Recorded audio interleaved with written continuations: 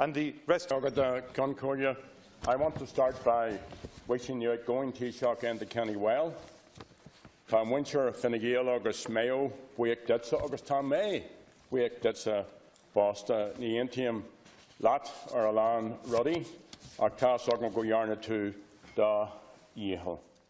Sinn Féin Concordia and Fine Gael didn't agree on many issues, and I didn't see eye to eye on most political issues with the Taoiseach. But I have always found Enda to be friendly on a personal level, and I want to wish you, your wife Fionnuala, your children Nisha, Aibhinn and Ferdia well in the time ahead. And your departure from office will be a big change in all their lives and in your life also, and I hope you get loads of time to enjoy that. Let me say, I will miss you. I will miss your entertaining tales of meetings you have had, and indeed meetings you have not had, and recollections of people you have met along the way, like the man with the 2 pints in one hand. I will miss your optimistic energy, your jizz, your sense of mischief, your ability to field questions without giving the smallest clue as to your attitude to the question you were asked.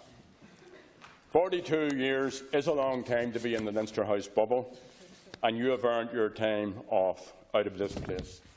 And so has Minister Noonan. So I wish the two of you well. n-éirí and leat a hiisiig agus leatsa a Aire. There have been successes. Marriage equality, for example, and the way you captured the popular mood about the unacceptable attitudes and history of the Catholic hierarchy. But I think it's important, and you would expect me to do this, to note there have been abject failures.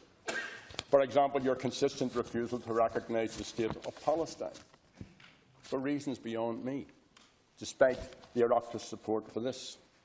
The squandering of the largest mandate in the history of the state as the Fine Gael Labour government reneged on election promises, kowtowed to the elites in the EU and the banking and finance sectors, and saddled the people of this state with a debt of €65 billion. According to Minister Noonan speaking in the Senate last month, before the crisis in 2007, the debt was approximately €25 billion. It's now increased, he says, to €200 billion, 8 times higher than it was in 2007, and no one has really been held responsible for that. And this lack of accountability, this failure to hold those in positions of power to account, is the greatest failure of all. And it's a historic failure. It isn't all down to you, Taoiseach.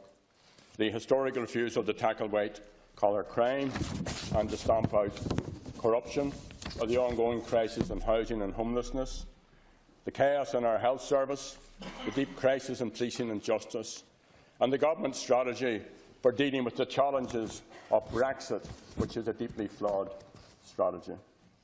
The reality is that Fine Gael, no matter who the leader is, are firmly wedded to bad policies and bad politics. They don't serve all of the people, they serve some of the people. And the Fianna Fáil leader is no different. He's now going to elect a second Fine Gael Taoiseach, and that will mean more hardship, greater disadvantage, not least for people of rural Ireland, the growth of precarious work and poverty wages, more people locked out of the housing market, and ultimately the widening of the gap between the rich and the poor. Another one of the greatest failings, and again this is a historic failure in this state, has been a clear lack of affinity with the North. One of the deepest problems facing the political system here, and a clear lack of consistent strategic engagement with the process of change underway on this island. The British government have refused to honour commitments on a Bill of Rights, on dealing with legacy issues on Aire and others, and holding them to account is the role of the Irish government and the Taoiseach in particular. And leaving aside the RHI scandal, the reason why the institutions are not functioning is because the DUP have wilfully blocked the implementation of these rights. And the Taoiseach quite rightly expressed concerns about any deal between the DUP and the Tories last Saturday. But the only way to address this is for a consistent strategic engagement. Yesterday, Sinn Féin met both governments and the other parties, and it is our intention to see the political institutions restored on the basis of equality, respect and rights for all. But the British government will not play its part unless the Irish government makes these matters a priority. So the Taoiseach can look back on his 42 years here.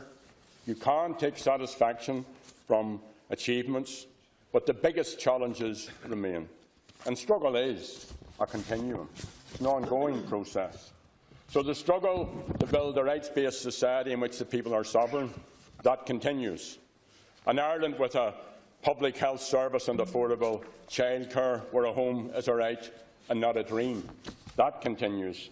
An Ireland which is united and where equality rules, that continues. An Ireland, all 32 counties, that is the best small country to grow up in, to grow old in, and to enjoy life in, that continues. And such an Ireland is possible. Enda Kenny is probably the best leader Fine Gael ever had. And I don't blame you for not bringing about these objectives. In fairness, perhaps they were never your intention. But it is Sinn Féin's intention, and I call on everyone who shares this objective to work for it, regardless of their party politics. Taoiseach, go mai, go ro tu ag siúil leis an méid a bhí ráidse a gomsa aniu. Ach mar a dúirt mé, bhí tú go háan cardúil, rinn tú den níhil, agus guam gach rá agus bannachtaí ort sa nám atá le teach. Leatsa agus de bhain céala agus de clán. Bura míle mágad.